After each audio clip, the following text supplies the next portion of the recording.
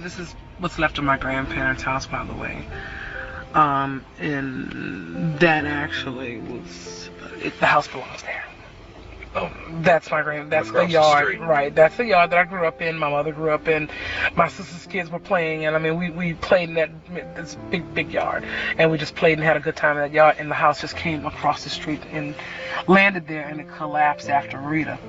And what you see is actually not as a result of the flood, because it was in one piece. It just collapsed, just one piece, and then it collapsed.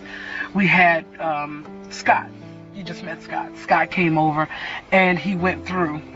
We started to go through the different rooms and find things, and Scott was able to pull out some very important pieces for my grandmother, so she could have something to remember my grandfather by, and so that was a very special thing that happened.